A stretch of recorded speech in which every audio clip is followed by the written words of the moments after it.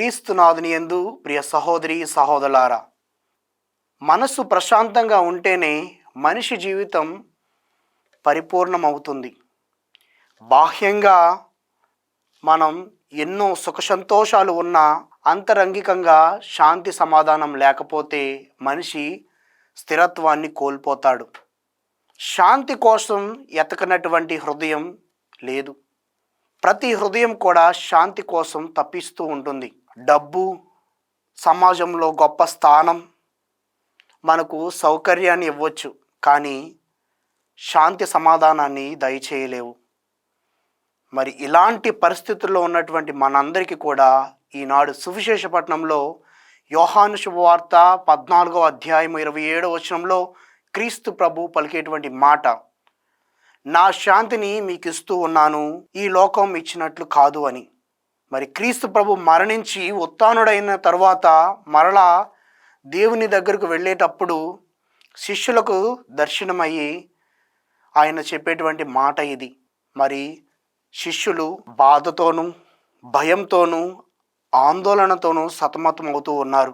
మరి ఇలాంటి పరిస్థితుల్లో క్రీస్తు ప్రభు వారికి అభయాన్ని ఇస్తూ నా శాంతిని మీకు ఇస్తూ ఉన్నాను అని తెలియజేస్తూ ఉన్నారు.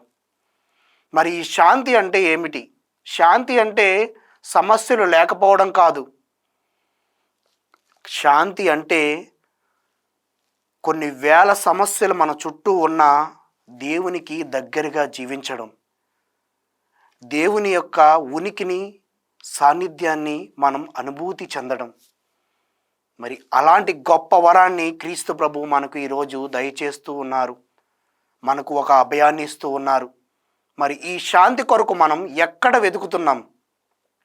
డబ్బులోనా, సౌందర్యంలోనా, విలాసవంతమైన జీవితంలో వెతుకుతున్నామా అని ఆత్మ పరిశీలన చేసుకోవాలి.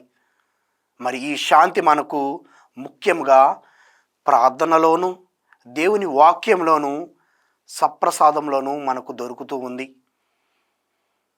మరి దేవుని యొక్క శాంతిని పొందుకున్నటువంటి మనం మన సమాజంలో, మన కుటుంబంలో ఉన్నటువంటి ప్రతి ఒక్కరితో కూడా పంచుకోవాలి.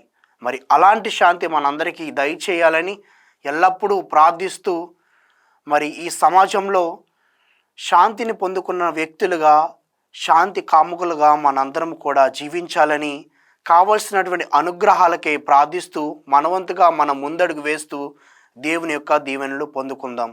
దేవుడు మనందరినీ దీవించునుగాక. ఆమేన్.